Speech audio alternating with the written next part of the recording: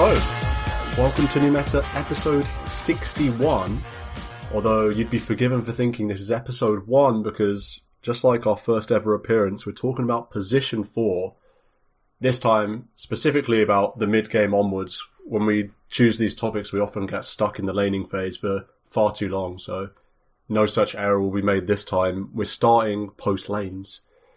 Marco, welcome to this pod, position 4, how are you? Thank you. Doing very well, thanks. Yeah, blast to the past this. It's pretty cool. Yeah. Meet the Gank version 2. Yeah. Adam, likewise, welcome. Do you feel like you've grown as a podcaster since Ep 1? Are we ready to talk more Pos 4? I reckon I've grown as a podcaster. Maybe not as a player. It's a shame we made it 60 episodes, 10 of those having to be TI before we ran out of material. Yeah. Some might think that there's endless topics to talk about in Dota 2, but we're struggling. We've gone back to the start already. Yeah, how funny would it be if... Yeah, we just follow episode 2 through 60 now, on repeat forever. We've got our episodes sorted, with extra 10 for TI or whatever every year.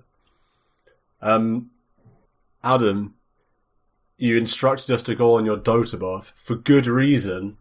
How have your games been? There was a period there where I just couldn't lose. Yeah. 13 straight.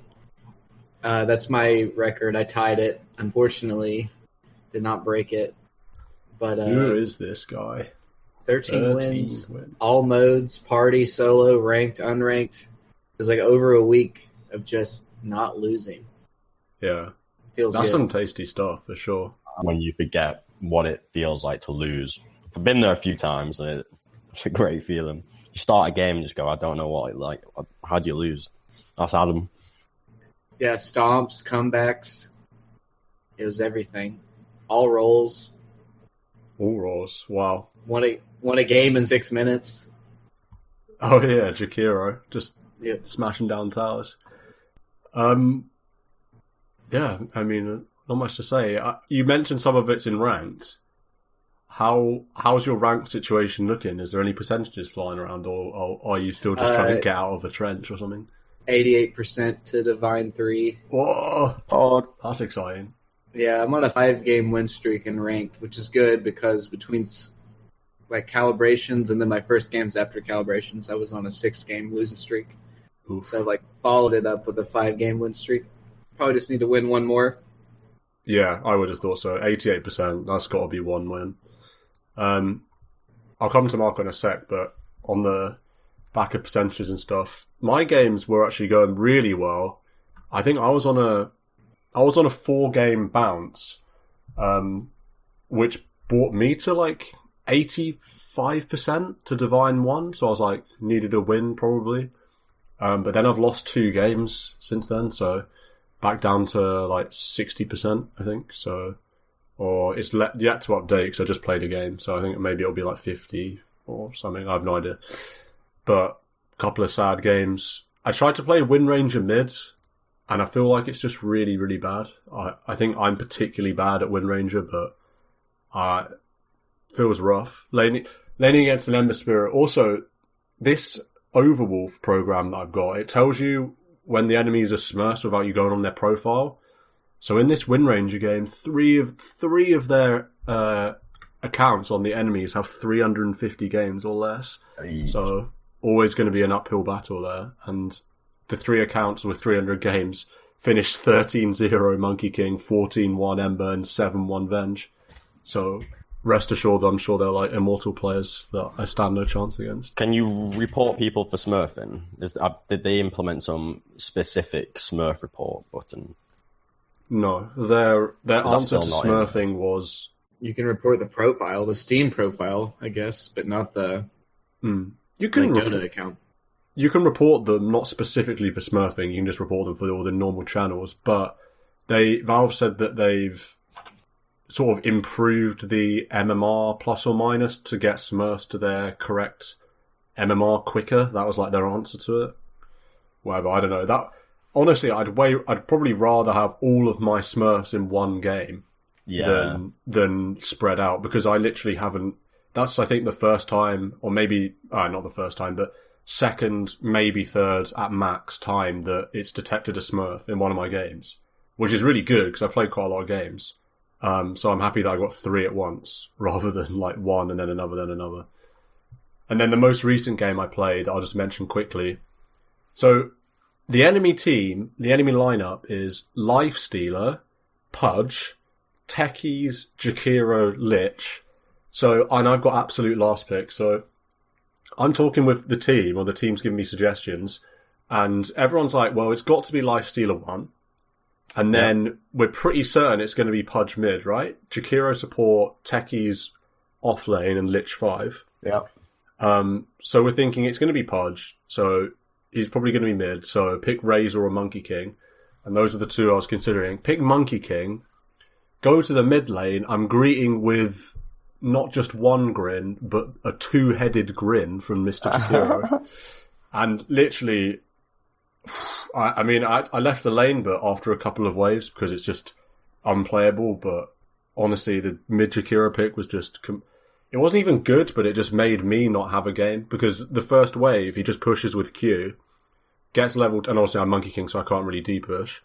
So he gets level 2 before me, and there's a couple creeps under my tower, and he's just spamming Breathe Fire and E on me, and I've got attack speed debuffs for his spells, and it's just over. There's absolutely nothing I can do as a melee hero, and especially as Monkey King. Feels bad. Yeah, I mean, it is like the absolute worst mid matchup for Monkey King. We swapped the lane, so I was against Pudge, Techies, but by that point, it was kind of just over. Like, I was behind, and even Pudge Techies, they, like, hook into mines for some free kills, which is so annoying. Anyway, Techies, man, screw this hero. Marco, have you any interesting games to report before we move on? I was on a bit of a pretty bad 5-loss streak, including games on Earthshaker and Mars, 2 Mars losses. Felt pretty bad about that. But then picked it up 2 days ago with the Anti-Mage, pulling out one of the few heroes I can play, and that went well. So yeah, Anti-Mage. Yeah, the Mars stats taking a hit, that's always a sad one.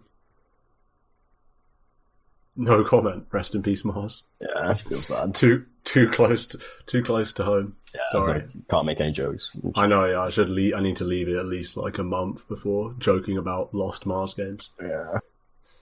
I did have a little question. Oh yeah.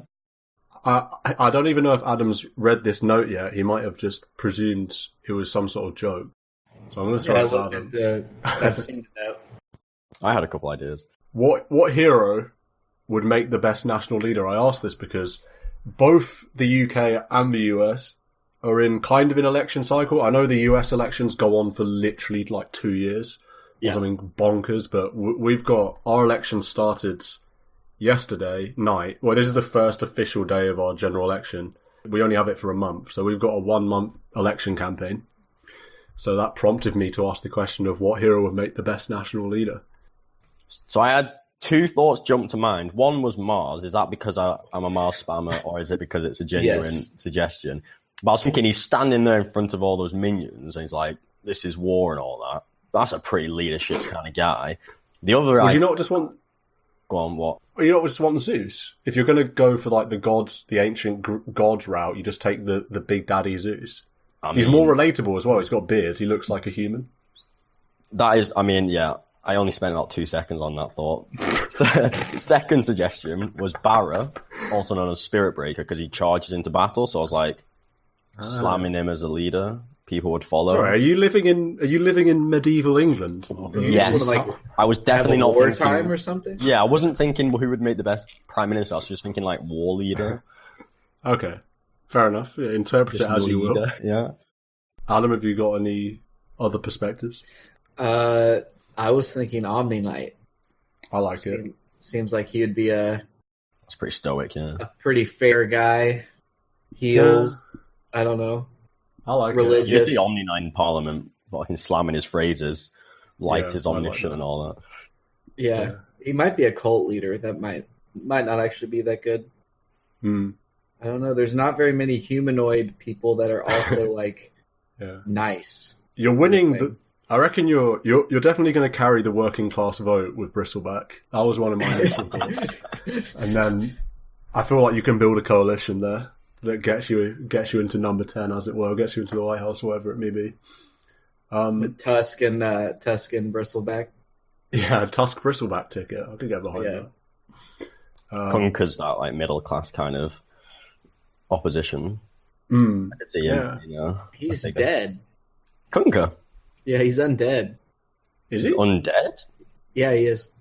Wow, I did not know that. I just thought he was like a sailor guy. I thought he was like on a ship. No, it's a whole thing. He's kind of like Ahab, Captain Ahab. Interesting. Like killed his crew chasing Tidehunter or whatever. Sunk the boat. That's his ghost ship. He's a sentinel character though, so he is still a goodie, right? He's not a scourge character. Yeah, you have to pick a radiant hero. Yeah, it'd be a bit weird having a dire guy. Would Meepo split the vote? Or oh my god. Alright, this is too much. I was thinking, my last thought was, if your biggest issue is the environment, then maybe like you have to go Tree and Protector. Enchantress. Yeah, Nature's Prophet maybe. Protect the trees, protect the environment. Not Timbersaw or like Tinker, one of these people that are using resources to fuel their industrial construction. Yeah, not in 2019. Maybe in the 80s, Timbersaw carries it on a timber-fueled economy boost. Yeah. But not today. Yeah, I feel like we've already spent too much time on that. Sorry to all the listeners for subjecting you to that. But next week, what hero would make the worst national leader? That's something to tune in for.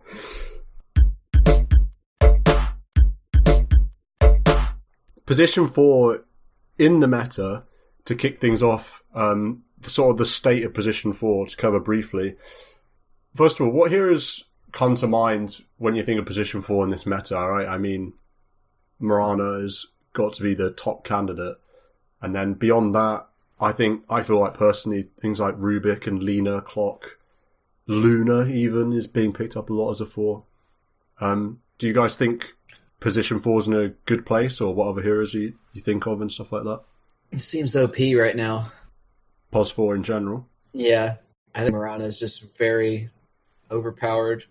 I think when I think of Position 4, the first two heroes at the top of my head are Mirana and Lena. Those are the two I go up against, and I'm like super sad because they just pep from a million miles away. And then in the case of Mirana, all it takes is one arrow when you're not paying attention, and it's over. And then Lena is like pretty trivial to land Light Strike, and then just Fiery Soul level 2 pep. Yeah, the fact the attack range is so crazy, and the fact that when you're the off laners, you don't really give a shit about any creep equilibrium. You're just full aggro, peppy, making favorable trades. You're not trying to get the creeps under the tower in the right place. You don't give a shit. You just aggro and creep or whatever. You hit him from 1,000 range away, and for then the safe laner getting smashed in the face, it just sucks so hard because you just got such a rough lane. Yeah, I think it's like Adam said, it's a great time to be a POS 4 player. Skyrat's another one. Yeah, particularly the two heroes you mentioned, Lena and Mirana, they really exemplify POS 4 as this annoying, bursty kind of hero. Whether it's Mirana, obviously landing an arrow is like a form of burst because you have a long time to burst someone when they're stunned for like a million years. And then obviously Lena is very bursty. And then all of these heroes just scale really nicely. I remember a time when Position 4 was like Position 5. You had two side lane Position 5s. It doesn't feel like that now, and it feels like the Position 4 scales so much in a lot of these games. And you have a lot of options as well, itemization-wise. So I feel like it's a good time to be a 4. We're at 4-core lineups now instead of tri-core, and before that duo-core. It just seems there's more and more gold to go around. Yeah. More and more experience to go around, especially with the tomes, I guess. Yeah, definitely. So I think good time to be a POS 4 player. We've decided we're going to talk about the mid-game because laning, I feel like, is over-covered in general Dota content, and our own podcast included. We spent a lot of time talking about lanes. So I'll throw it to you, Marco. When you're playing a POS4 hero, the laning stage is broken. It's now mid-game or early mid-game, whatever you want to call it, post-laning. What's your checklist? What are you thinking about? What are the most important things that come to mind straight away? I guess talking about the very start of the mid-game, you could say that is the point in the game where you look to make a rotation to secure a gank and secure a tower. We spoke about it in other episodes before, where this 1 or 2 man rotation to, say, the off lane, either to get a gank or not even getting a gank, but just to get a tower, very common. If you could even do that play in the mid lane, that's even better, because as we spoke about, the mid lane, tier 1 is such a strategically important tower, so if you can make that happen, that's even better.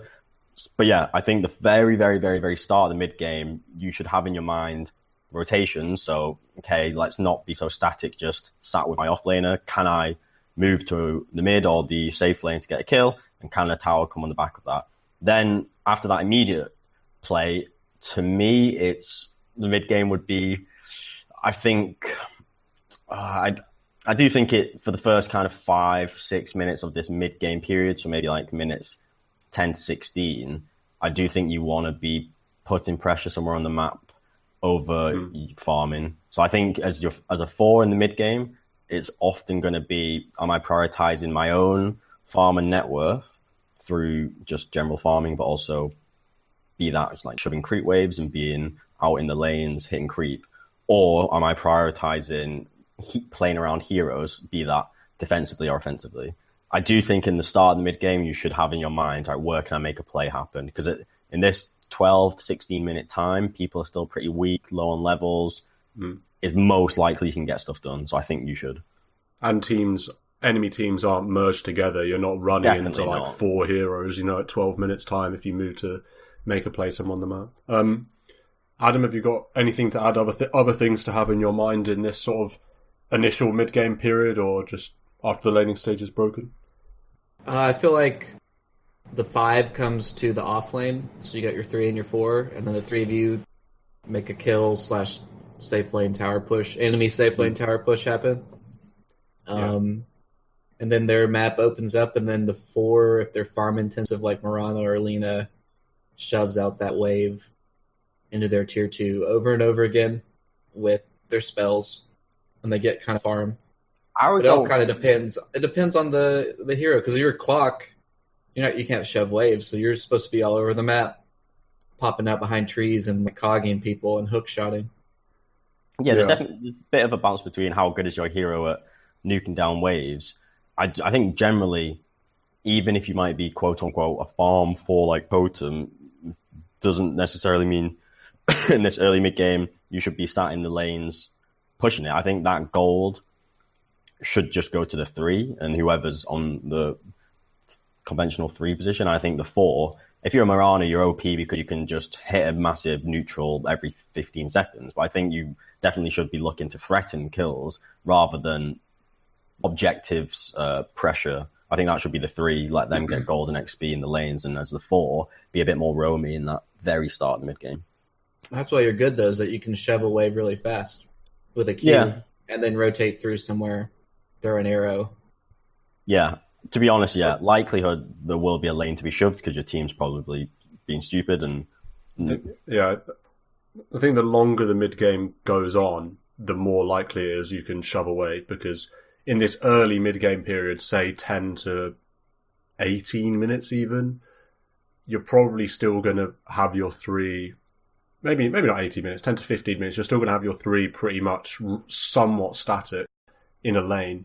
They're not just going to be sitting in a lane, killing creeps forever, but they're going to be, say, pushing a tower, pushing it into a tower, getting a neutral camp or something. Yeah. So it kind of depends. But to tie both of what you said together, it's like, this laning stage breaks when one hero, usually the 5 coming to the off lane, makes a move to apply pressure onto a tower that forces heroes to move around, therefore breaking the laning stage. You no longer have 5 heroes statically in one lane. And sometimes, sure, maybe that comes from you moving to the mid, but it can come from you staying where you are and having heroes come to you, whatever it may be. And that sort of brings moving forward into like the mid game, if you can call it that or whatever. Yep. One thing I would definitely think about is looking at the rest of your heroes that you've got on your team and thinking, what is the strongest sort of 3-man ball, 4-man ball, or even just 2-man ball that I can be part of as POS4, as a hero that's meant to get stuff done on no matter what the hero is, Mirana, Rubik, Lina, Clock, even Pudge, which is kind of sad, but Pudge is going to be 4 in a lot of games. But can I group up with my 5 and my offlaner, push this offlane tier 1, or get someone to nuke a wave, and then the rest of us out of vision move in towards a shrine area, get a kill on their carry, and basically just gank / put pressure on, force heroes away from your carry. And that's almost like a dream scenario where the enemy team is scared because of your 3-man group squad, as opposed to thinking, oh, well, my position 1 hero, let's try and get him kills, or let's try and secure my AM's lane by spending loads of time there.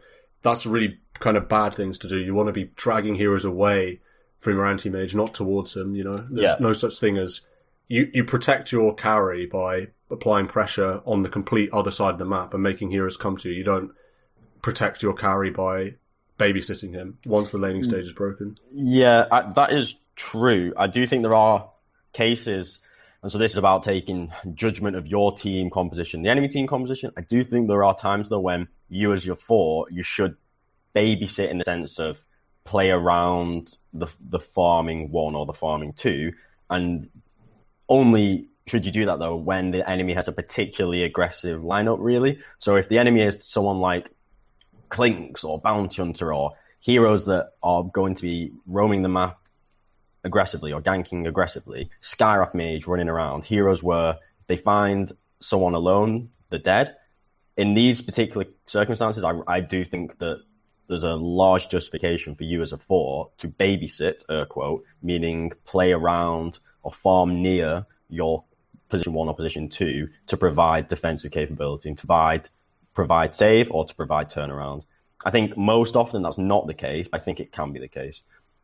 Another point I'd make, just to add on to what you said, is that a general rule you could give yourself as the 4 is you should always be playing the mid game or the mid game with at least 1 other hero on your team. Yeah. You should never, in my eyes, if you're a position 4 and we're 15 to 25 minutes in the game and you are not in the vicinity of another hero on your team, I'd just abandon and leave. Just get out of the game. You're taking the piss. Honestly, I think it's a really strong rule to have. And then the next step to the rule would be, okay, who are you playing around? So again, do you need to babysit position 1 or 2? I think in a lot of games you might. So stick near them. More so, are you playing with your position 2 who's like a tempo 2? Or are you playing with your position 3 who's a guy that can get stuff done? Often that's probably the case. And like you say, Stan, applying pressure is a great way of relieving pressure. You can find kills with that position 2 or position 3. You can farm kind of aggressively or you can shove creeps, but always make sure you're in the vicinity of this other hero because then you can get shit done. Because it's likely that you as a 4, you're never going to get stuff done purely on your own. I can't think of a 4, aside from maybe an Atos Skyrath, that can get shit done on their own. So you should always be nearby another hero to get something done. Yeah, and just super briefly, obviously, seems like an obvious point, but if you're the guy with the Clinks on your team, don't think, man, this Clinks is running into the enemy side of the map. He's got a kill. Oh, wow, he's got 2 kills. Like, he's doing really well. On my Mirana Rubik, man, this is so much space for me. I can just farm neutrals in my jungle and never be pressured. I'm going to be farmed this game. Don't think that. Think, how do I go with your Clinks and literally just win the game? Yeah, exactly. Go with your Clinks, win the game with your Clinks, because at some point your Clinks is going to be unsuccessful. He keeps running in alone, and you have a carry behind you. You don't need to be this ultra scaling POS 4. The best way to become a super scary POS 4 is to go with the Clinks and participate in kills, especially in this meta. So if you got someone like a Quap or a Storm or a Pux, these tempo mids in this mid game, those guys want to be using spells and finding kills. they'll be shoving creep waves naturally. Just position yourself, orientate yourself with them and with their movement. Just you can take it as basically as just follow them around the friggin' map. And if you do that, you will add so much value.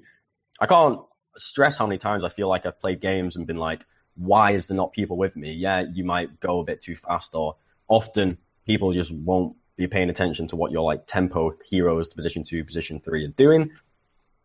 I'm like, what the fuck is my team? If you're the 4 and you just right click the tempo mid, you'll do great work. Or it might be the position 3 because maybe you have an invoker who's like just hitting neutrals or the ancients, and the enemy team aren't necessarily going to apply loads of pressure on him. Okay, find someone else like the 5 and the 3 to go pressure somewhere further up on the map. But just always be near your team so that you can get stuff done. Yeah. Adam, do you think that looking for fights and skirmishes is the only way to be useful in the mid game as a POS 4? Or what? Is there anything else you're looking out for, or are you just constantly thinking where the next kill's coming from? I think I'm the kind of guy that Marco hates. I want to farm. I want to shove the wave. How are you going about that then? Depends on the hero. Yeah. But, I mean, if I'm Earth Spirit, I'm not going to be shoving the wave across the map. I'm going to be smoking around. That's how I kind of use 4 as another version of a 3. You're either like the team fight or you're the initiation, one of the two. And, so you should be moving around. But if I'm like a Lina, man, it's really tempting to just Dragon Slave a wave and then maybe stick around a little bit longer and Dragon Slave that next wave. I think that's fine. I think you should have backup if you're doing that. Maybe it's some kind of weird split push case where you just purely shove in and then will TP rotate elsewhere.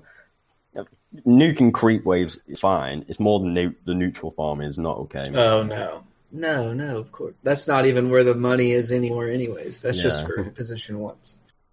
I guess that's what makes Mirana so good, is she can push fast.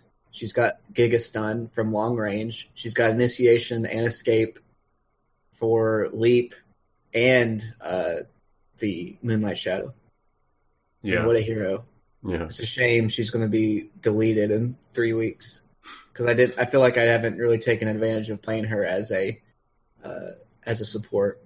But yeah. Also, can I add a point? Definitely. Another reason, say in this mid game, why I'm not super keen to say, oh, as a 4, put it your top priority to get yourself in the creep wave and be shoving it, is because I think someone else should/can do that for the reason. You as the 4, I feel, are way more threatening if you're not showing on the map, and I think it's a point Stan has written down somewhere. You as the 4, typically, okay, maybe you're a... Now, I mean, most of the time as a 4, you're the one who's got the setup potential, or you're the one with the gank potential because you've got that lockdown or that initiation or that disable that your position 2, 3, 1 then need to clinch that kill. So to me, I would way rather the conventional 3 be pushing and shoving a creep wave. You, the 4, are just the neutral camp next door to him, farming it slowly or fastly, who gives one. That position 3 then maybe draws heroes to him or her, or draws people to TP to towers because you've shoved the wave. You, the 4, is off the map in a really dangerous place. The enemy aren't aware, they're not ready. You make a kill happen. That's your job done. That's not your only job, but that's how you can play really effectively. And that does not happen if you're willy-nilly in the lane, showing where you are on the map. It's one of those where you've got to assess the game situation. In an ideal world, definitely agree with everything Marco's just said. But also, there will be situations where no one's going to nuke this creep wave for whatever reason because your 3 is being an idiot and like farming neutrals, or your 3's like sitting behind your carry for some reason. Even be dead or something like that. Or dead, yeah, sure. In those situations, obviously, we'd all say, obviously take the creeps, because the whole point ultimately of you applying pressure is to make sure that your team, particularly your cores, can get more farm than they can, and then ultimately at some point later in the game, that's going to lead you to victory. So don't let creep waves go to waste. It's one of those where, you have to assess, is anyone else better positioned to push out this wave? If the answer is no, which it often will be if you're just there and no one else is really around, absolutely, like, go for it. Do it super quickly, and then be thinking about maybe, like, it depends where the wave is, but then exactly what Marco said, like, thinking about the kill and whatever else. It's like, take it if it's there, but it's not your goal. You're not thinking about where's the open lane. Yeah, I wouldn't. I'd agree that shouldn't really be the burning priority, but it's something that you should be aware of. I'm sure there was a game yesterday or a couple of days ago. There was I think it cost me my life because I was watching one of our random allies hitting a creep wave in the mid lane. He was stood on the ramp, and I clicked on him, and I was like pinging his spell, and I think I spoke into the mic, use your spell to nuke the wave, maybe then even typed it. And all this distraction for like 5, maybe even up to like 7 seconds. Then I wasn't ready for some kill or out of position, blah, blah, blah. And then you all chatted, you got me killed and abandoned. I wanted to. I think I definitely flamed the guy, being like, are you actually kidding me? Sir, we have multiple episodes on PMA. Yeah, I've been tilted this week. Sorry, boys. I'm going to church tomorrow to repent.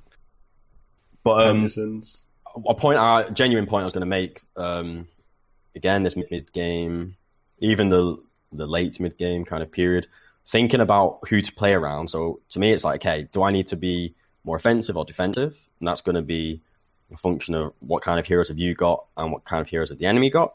But then, say in the offensive case, you also want to think about timings of your allies, be that items or spells.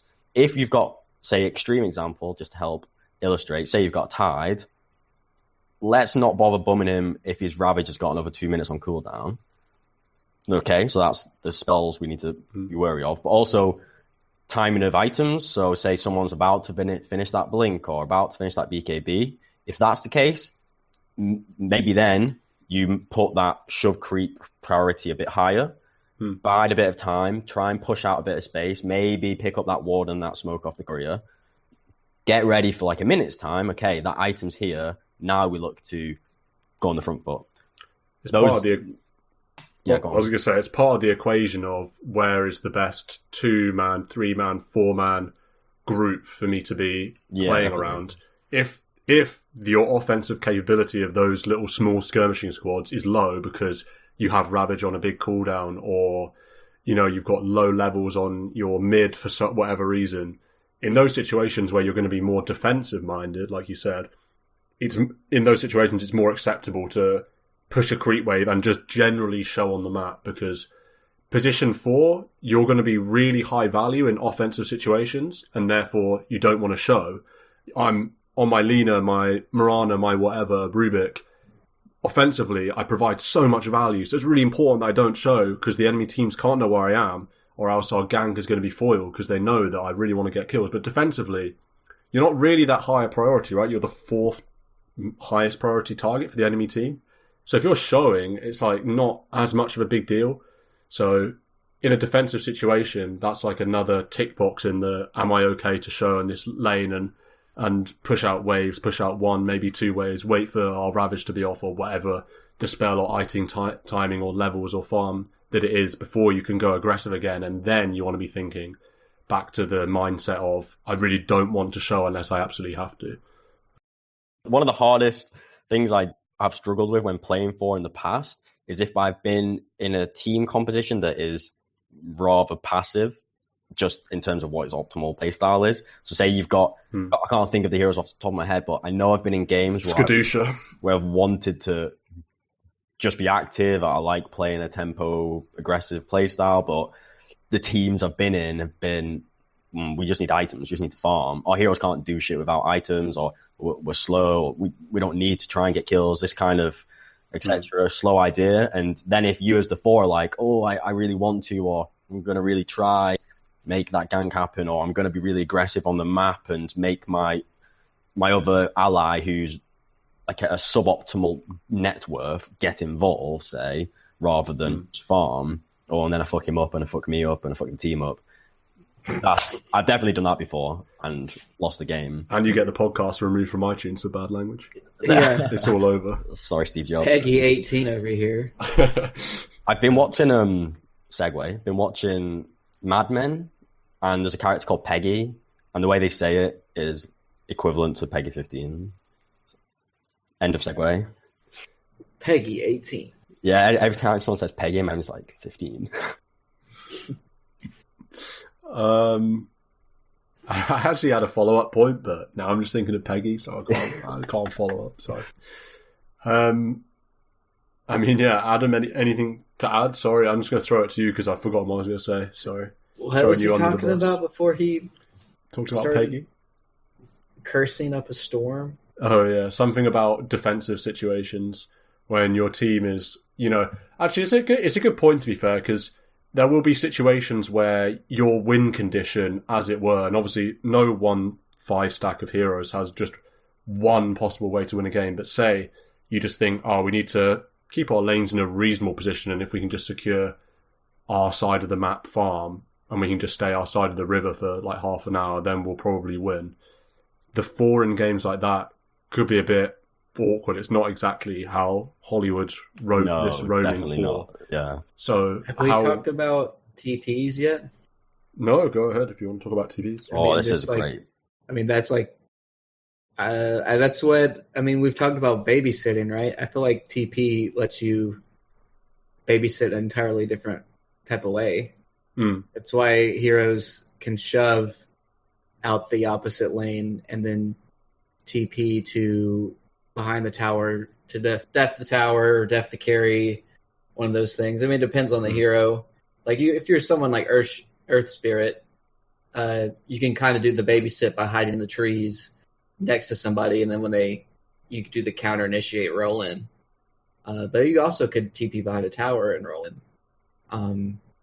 And I feel like TP is one of the most important items on the 4.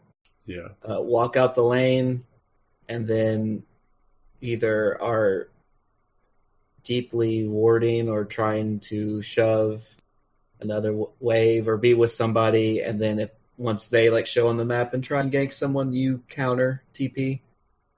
Because your spells are high impact, usually team fight spells, or at least stun spells, or like nuke spells. Yeah, something that you would like to have a quick, impactful move. TPs are fascinating because I feel like if you had 2 twins, equally good players in every respect, bar TP usage, I think the MMR could differ like 600. I feel like knowing when to use a TP, when to not use a TP, where to use the TP, and it's just that binary TP usage or not is so big, and like the points Adam says kind of illustrates how they can be super effective. I think a general rule I would have in my head is that if you've got TP in the mid game specifically, I really don't think this TP should be used unless it's kind of a critical purpose. I think it's way better if you say ever in Fountain, you just walk out to your lane, or if they're a creep, maybe like a bit across the map, maybe you're in the mid lane and you got some creep in the bottom or top lane to shove out, say, fucking just walk and do it. I honestly feel like the rule of just hold that TP for the critical times would pay off dividends, because I think people waste TPs awfully often. Yeah, and to add another facet to the TP discussion, you have to adjust your gameplay if you have TP on cooldown. Don't just think, oh well, I don't have a TP now, I'll just get on with my game like normal. If you haven't got TP available, you have to play differently. You probably have to get closer to the rest of your team. You probably have to, you can't be as isolated on the map, whether it's pushing a creep wave or going for some gank play or pressure away from the rest of your team. Because if a situation unfolds somewhere else on the map and you're not close by and you don't have a TP, that's like game-losing situation right there when your 4 can't get there. Because as Adam said, you have these such high-impact spells. If you used TP incorrectly, I would say don't stretch and push that wave in the side lane. Play more generally around the middle of the map, but more specifically just around teammates until your TP is off cooldown again, because it's not worth it's high risk, low reward to play like normally and push waves and isolate yourself on the map without a TP, because you can just lose a game straight away if the enemy team say recognize you don't have a TP or don't and just make a move anyway. Can be a lost game. So I feel like you can also say it ties into this reactive idea of the position 4. How quintessential is it, the idea of a TP rotation where you react to an enemy invasion to the woods, or you react to the enemy diving the tower and you TP rotate? Like, that is quintessential position 4. It only happens if TP is not on cooldown, so don't bloody use it if that case isn't happening. So yeah, walking out to lanes, don't use your TP. Also, often I think say creeper hitting one of your towers across the map. Again, the position 4 should be the reactive guy. They shouldn't be the one seeking the creep and the gold and the farm. Let one of your pos 1, 2, 3 TP to that tower that's getting pushed in. Don't you do it? Or like sometimes 2 people will TP to a tower just to get the creep that are hitting it. What a waste that is. You're putting yourself way out of position unnecessarily. You've now got TP off cooldown unnecessarily. Just one decision like that can shaft you and your team super hard. Yeah. Don't waste that TP. What's one creep wave when you've just lost 3 heroes on the other side of the map? Like, it's not something you want to allow to happen. Because say you TP'd with that position 1 to the bottom lane, like across the map, because loads of creep were there. But then, okay, A, you've wasted time because the one's just going to get the farm anyway. But then B, it's likely that the enemy team's now going to make a play where the rest of your team is, and you're literally out of position. You have to walk for ages to get back to your team. And again, the rule of you want to be playing around your team, around the heroes that want to be played around. So using your TP most of the time, if it's not reactive, is going to take you away from your team, because if you're TPing to a tower, to a shrine, it's likely your team ain't there unless they're waiting for a smoke. So I really think a good rule is just be really conservative on the TP usage. Yeah. Looking forward a bit, say you have been successful in getting a gank or a kill or applying pressure as a position 4 should probably in this meta. Adam, what sort of things do you think are top priority for a position 4 to do, like after winning a fight, say in the mid game? You maybe get a 3-for-0 or a 4-for-1 or something, and suddenly there are 3 or 4 enemies that have a death timer. Like, what are you doing in that key pivotal time? Or what should you be doing? Roche, towers, waves, in that order. I like it. Yeah, that's good. Strong answer for that. Remember that one, listeners. Yeah, and I guess with waves goes warding. Right. Waves, towers, or sorry, what was it? Roche, towers, waves, and warding. Right. That's the way to, when you're ahead, get more ahead. Yes. Artosis. Shout out Artosis. Yeah. I mean, it depends. If you win a 3-0, but you guys are all really weak, you can't necessarily do Roshan unless you also are on top of a shrine. Yeah. But you could definitely set up for the next time people respawn or shove towers / waves. It's important what you say about Roche, because play on their map. Play on their side of the map while they're dead. That's a way to trigger Marco really easily, is to go back to your jungle and hit a medium camp at 30 minutes into the game. So an idea I just had is, experimentally, I wonder if 80% of the Dota population, if some gods or whatever banned them from hitting neutrals when they played a game of Dota 2, what percentage of them would climb 1,000 MMR? I think maybe 80% would climb 1,000 MMR. And I am not effing joking. I've seen 4K players hitting neutrals like there's no fucking tomorrow. Like God told neutrals. I'm watching my Naga replays. I'm watching Naga replays of stuff. No, I remember Juggernauts. I remember these Juggernauts deep in the woods. It's like 30 minutes in the game. We've got about 3 items, but we've got a few kills. but we're deep in the woods, just farming away, and it's excruciating. Just ban yourselves from hitting neutrals, because like Adam says, it's a really great mantra. You say, if you've got kills, what was it? Towers, then Rosh, then lanes. Like, I said Rosh, then tower, but I think it just depends. It depends, Rosh if you've tower, got but Rosh is, capability. most of the time, Rosh is going to be off the table, right? A lot of the time. Most of the time, yeah. But if you're in the right position, or you've got the right, like, loads of melds or items to nuke it, you want to. What pro teams do so well is whenever they have that absolute snippet of opportunity to get a rush, they get it, and that helps them get ahead. Dota's all about getting ahead when you're ahead. But yeah, typically it'd be the towers that you can, you take down the tower, you're now putting way more pressure on the map. You can position yourself, like Adam says, playing their side of the map is so potent. When you've got a few kills, you've got license to position you and your team aggressively. That stops people TPing to shrines. It stops people walking up hills into woods and shoving out creep waves, because who knows where the enemy team is. These are the plays and the movements you should do when you secure those ganks, and that's how you get ahead. Snowball. Yeah, and it's important to go down the list of Adam's mantra, because I just know from a sort of scrub tier perspective, the first pitfall, obviously, we've already covered what Marco was saying.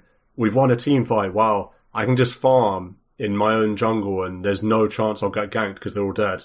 So that's the first thing to just put to bed straight off the bat. But also, I think a lot of people, especially in my bracket, I know, will think, we've got a fight, we should try and get a tower.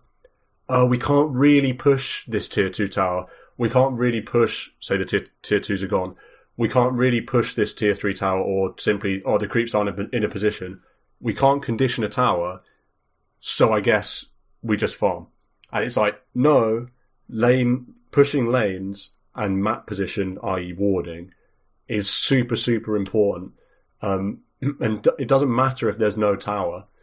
You need to push the lanes and get deep wards, or wards in a position where you can follow up. And I think Marco's written here somewhere, that the best time to get a kill is like after you've got one before, because then you've completely owned that area of the map.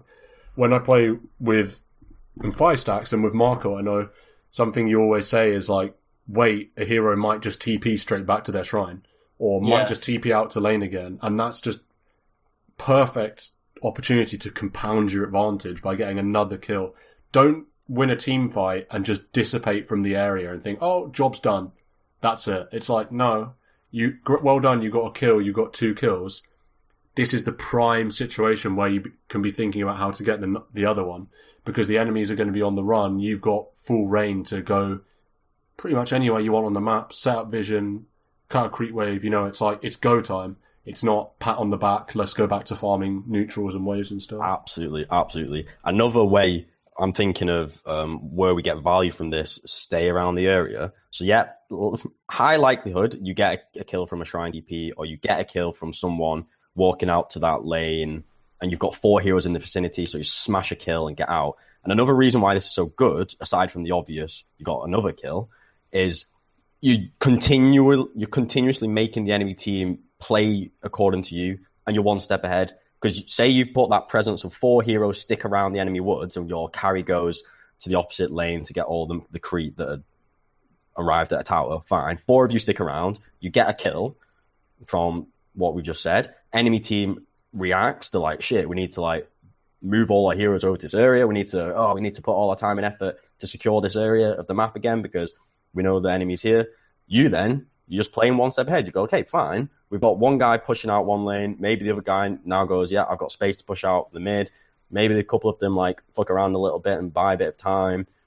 But what's happening? The rest of your team's farming the map and pushing the map again. And by playing that tempo, you're always playing one step ahead of the enemy team. The enemy team's always trying to catch up and respond. You're snowballing, making more of the map, etc., etc. Alternatively, you don't stick around that area. You pat yourself on the back, like Stan says. You got your kills, you TP home, or 2 of you TP to a lane across the map, or go to the fountain, or hit some neutrals. And what have you gained from that window of opportunity? You've not made your advantage any bigger. You've just wasted that opportunity. Enemy team's not threatened. They just can resume to kind of normality. You've not pressed your advantage, and that's where worse players will be worse players, like not pressing your advantage. Yeah. Just to dip back to something we talked about briefly earlier that maybe needs, I feel, certainly would help me out to talk about a little bit more. And that's this example of playing in a game where you're on the back foot. Say you have a team that just wants to farm, or more likely in a lot of games, you're just behind, and you can't, you're sort of on the back foot, on the defensive. In games like that, what do you think what can you do as a 4? Because it's not the typical way you envisage a 4 playing, sort of on the back foot defensively. What does your job become then? Is it just trying to force something to happen, or is it babysitting your cause, or how would you approach a game where you're behind or you've got really passive teammates, whether the hero or the teammate? If you're behind, I feel like there's probably only 2 things you can do. Either you are behind and you've got some really important hero that needs to get the farm, like a PA needs to get that BKB finished. Say, all right, What are you going to do? You're going to babysit them. You're going to protect them. You're going to make sure that the area of the map is safe. You're going to maybe block a gank. You're going to just be very defensive babysitting. Alternatively, I think if you're behind and you're the 4, it's up to you to claw your way back in through ganking, through smoke play. You go with that 3 and that 2 and that 5 across the map after the waves were pushed out. Maybe like 2 waves were pushed out. You get in that aggressive position to pick off that 1 kill of the enemy. Like I mentioned with the reactive play, say you are behind, aggressive smoke gank, get a kill on a hero. You then pull the enemy team to where you are. You disengage. You've got someone else farming across the map, crossing the mid lane. These little plays and these movements, they'll claw you back because of those little things adding up. Yeah, you've got to assess. Sure, in some cases it's going to be fine to babysit this PA because you're going to be in the perfect position to counter-initiate with your spells. It's like what we've been talking about this whole time.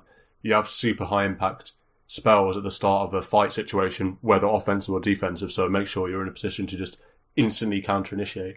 But sometimes you need to recognise that might not be good enough in some games. It might simply be if they can see your PA farming a lane, it doesn't matter if you've got 4 heroes behind her. If they get that initial jump, you've lost the game. So in that situation, that's more where you want to be tilted to what you were saying of just clawing your way back with smoke ganks and getting picks because you know that it's not good enough to babysit and wait for them to come to you because you will inevitably lose that fight. So that's something you need to be cognitively running through your mind when you're thinking about that. It's just an add-on point, not necessarily about 4, but it can be a 4 if maybe you're leaner, but typically you're 1, 2, 3. It applies to if you're behind or ahead, but one thing I don't see people do enough of is they nuke a wave, but they don't nuke the next wave. If you're kind of mid-late game, whatever, where you can just smash a wave down like that, you're not dilly-daddling for 15 seconds to kill it. If you nuke a wave, just run ahead, nuke the next wave and then bail, and that will make so much space for your creep to go all the way to the enemy's tower. Worth emphasising, this is like when you're behind or when you're in a passive situation, because we've kind of earlier we were just saying how if you're in an aggressive situation or you're not necessarily behind and it's just the mid game, it might be a bit of a trap to just think, oh, I'll just push the next wave or whatever, when you might have a 3 hero, position 3 or position 1 in a safer situation when they're not behind, you're not trailing. They're probably going to want a hero like that to get the creeps, and you want to stay off the map and maybe look for something to happen. So it's more applicable to, like you said, like when you're behind, just to be clear. Yeah, I think you're right. When you're behind on the game's a bit passive, it just comes back to shoving creep waves, and it's more just a point of how to shove creeps even better. Is often you don't need to just finish that creep wave that was where your creeps were. You can run past that where your own creeps. You can run ahead of your own creeps to kill the enemy creeps before they've even arrived, if that makes sense. You don't have to just kill the wave that's at your creep wave. You can run ahead down the lane, or even intercept a lane like you see anti-mages do, to nuke the enemy creep and then bail. And doing that will offer loads of map relief and map information, and because your creeps will go really far, all the way to the enemy's tier 2. You're then going to probably see a hero rotate. You then know enemy hero is at that position. It's really far away from everything else, etc., etc. Information. Yeah. Just a point about shoving creeps. Spending the last sort of 5-10 minutes on sort of the end of the mid game, late game, if you want to call it that or whatever. Adam, we know when you play your Mirana, you've been hitting creeps for 40 minutes, and suddenly you find yourself as the position 2 in the game suddenly. Yeah. Or how do you think, late game unfolds for the position 4? Do you think in this meta you really want to be playing the later stages of the mid game purely with sort of not purely, but a lot of your focus on your own item timings and becoming this core god, or is it just super game dependent? Oh, I think it's game dependent because that determines what items you want.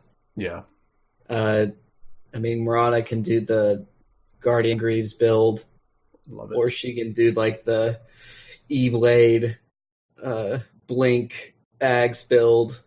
You know what I mean? Yeah. It all just depends on what the team needs and how much farm you get. You'd be like a Clockwork and have a Force Staff and a silver. What's that? Spirit Vessel, something like that. And that's your 2 items. Or you could be Alina and have Yule's Aether Lens, Ags, Shadow Blade. Something stupid, something like a ton of gold. All just depends on the game. But I think you got to plan out your items, though. You got to think about, realistically, how much gold am I going to get on my team? Do we have a Spectre or a AM that's taking 2.5 waves, or do we have a Tinker? Am I really going to get gold? And if so, how do I maximize what gold I get? Have a little tree for your, and then do I have a GPM talent or things like that?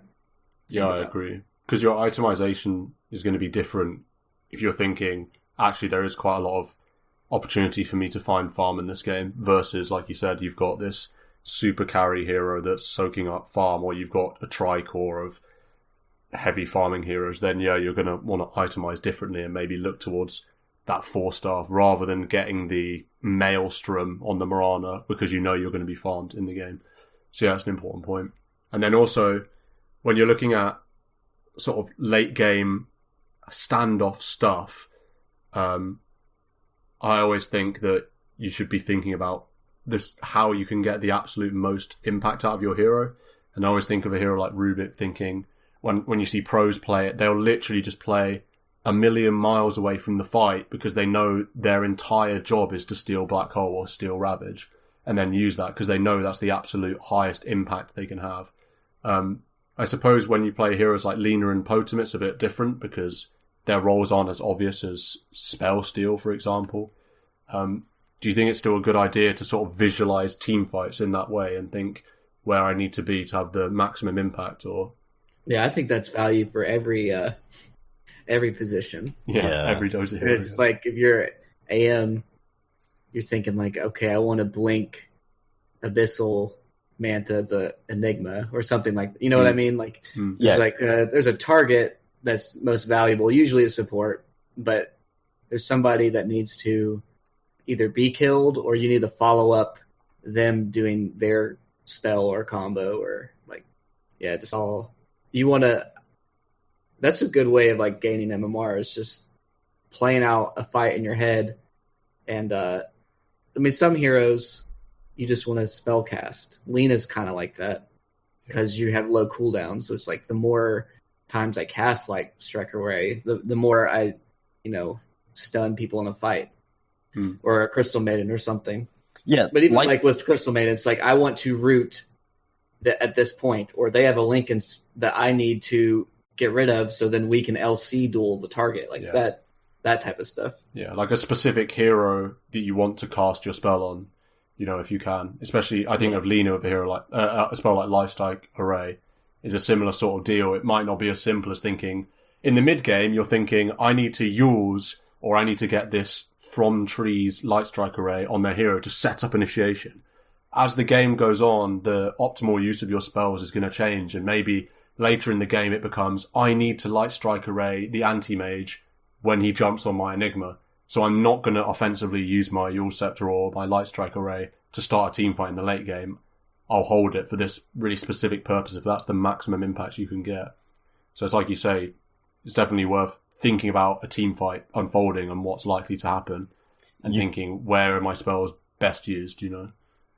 It's applicable for any position, but watching the highest level games and watching the pros, watch how they target heroes, watch how they use the spells, watch how they position the heroes in a fight. And you can do that for any position, but yeah, say you're talking position 4, like a Lina spellcaster, or it might be a Tusk, who'd be maybe a bit more passive before he then jumps in. If you watch the best players, they will target their spells perfectly, they'll use them perfectly, they won't waste them. You might have, I think my anecdote to kind of explain the point would be, say there's an enemy bristleback and he's been kited sufficiently. If you're a Lina, do you throw your Laguna Blade on him and do about 200 damage?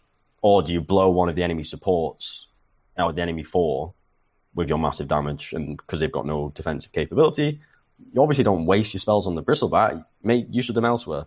It all just comes down to that hero targeting, spell usage, and it can get better and better and better all the way to the very best pro players. But if you want to get better, watch high level games, but really take notice of where they position the hero and how they target their spells.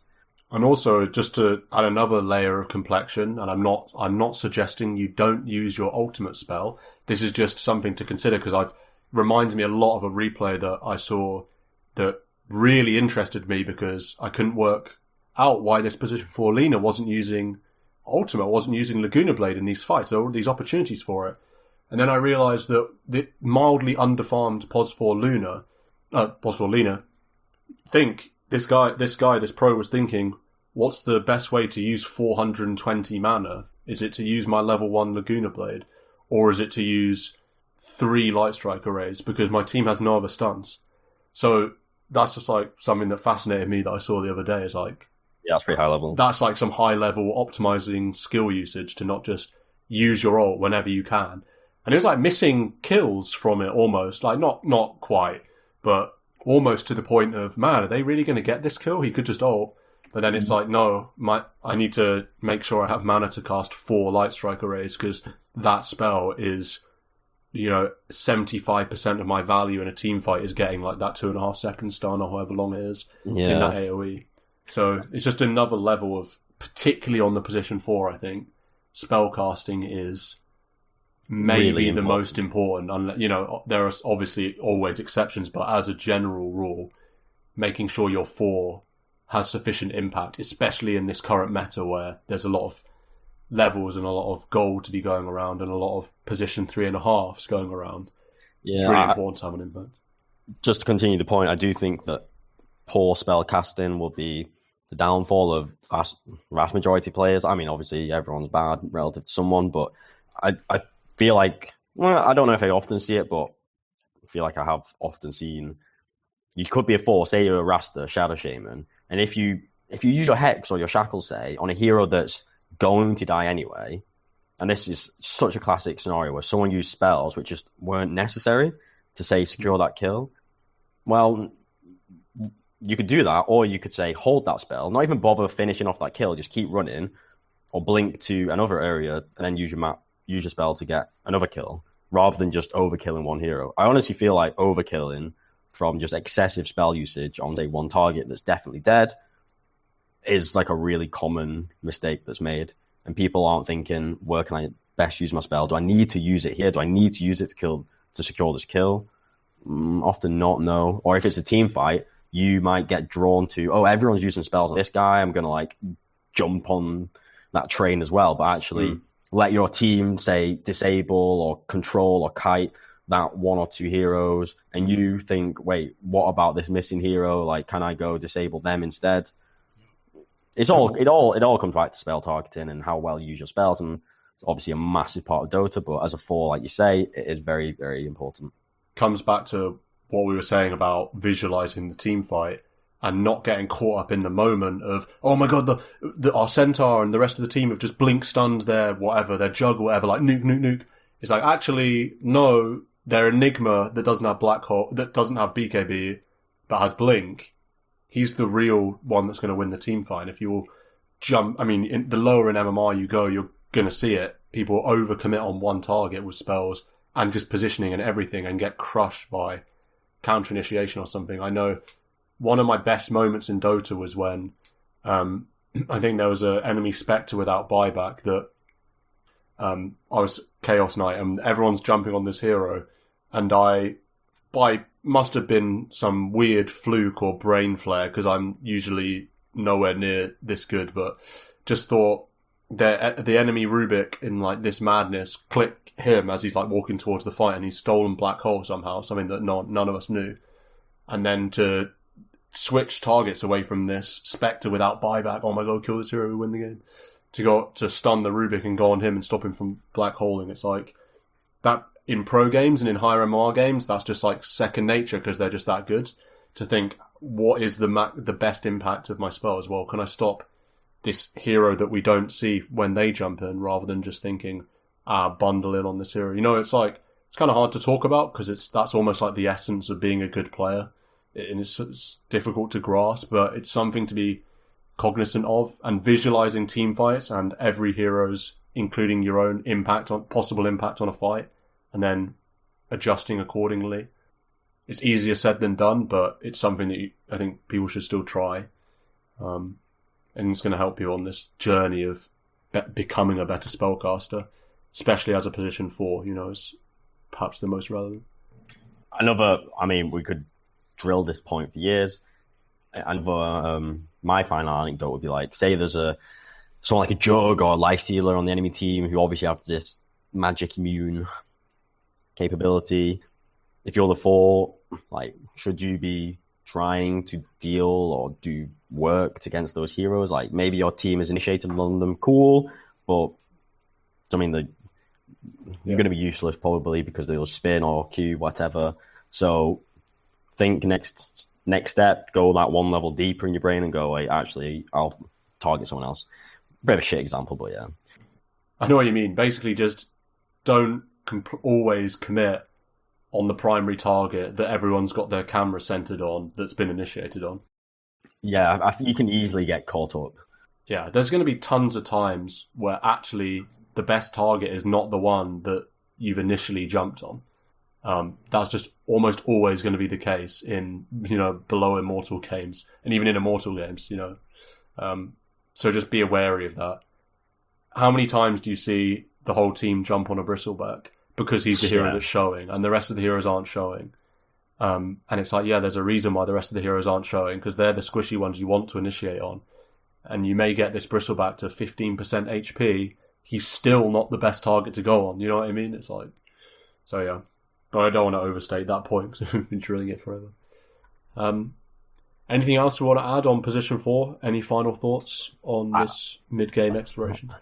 Really big, to me, important. He's got one and all. He's got in the all chat, yeah, all bold, all caps. Quote unquote. For the love of God, also carry orbs, sentries, and dust on the pods 4. Full stop. These items fucking win so many games. Full stop. And then the others isn't capped, so... Honestly, if as a 4, like, yeah, you might go, oh, the 5 should be carrying the obs and the wards. Oh, that's the 5's job. SDF. 4 is more in the... 4 is more in the thick of it. More in the thick of it. Cast dust. Yeah. Cast dust. Put that sentry down in the fight. Also, people... It's maybe a bit quite high level, but in team fights, placing down really useful obs, even if they're only going to last 30 seconds, can win a team fight. You might be sieging, put a ward in the base, even if it's under a tower. Just vision can win team fights. Bloody detection can win team fights. We've seen that in the last week about 10 times. Yeah. Just outrage of where's the vision? The position 5, maybe, should have it. The position 4, like Adam says, you've got some responsibility as well. Why don't you have it? You can win games by having vision. I know we've lost countless games from not having vision. So yeah, that's the last point I would make about the position 4. Really think about having some obs and sentries in team fights, or maybe dust. Also, comment dust is often way better in the mid-game onwards, because obviously sentries is a defined area that fights can just go outside of, so dust, it'll stay. So yeah, don't always think sentries are the way to win the detection war. Dust is often way, way better. Yep, I agree, for sure. I mean, if your position 5 is the only hero with any detection, then that's a pretty easy way for the enemy team to win a team fight, kill the 5, and then your Moonlight Shadow, your Ricky, your whatever it is, they just have a completely free game. Like, well done, you win, I guess. Adam, any closing thoughts on POS 4? You ready to get some free MMR on Mirana? Yeah. Well, I can.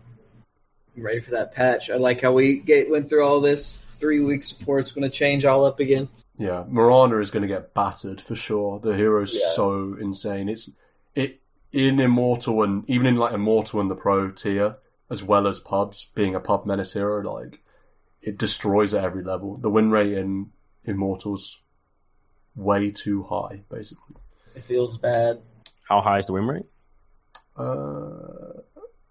Let's see.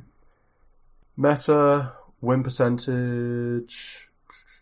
So Mirana, 54% win percentage on a 30% pick rate in a Divine Plus. So 30%. That's ridiculous.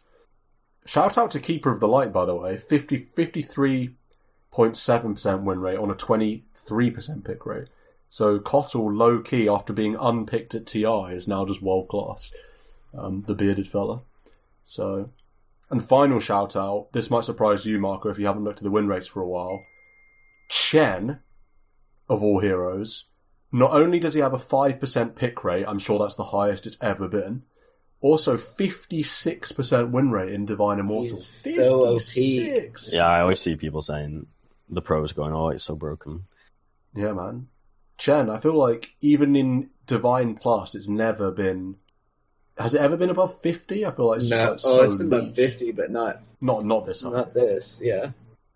Anyway, and then Lycan casually 60% win rate, but we don't even touch on it because it's just like standard at this point.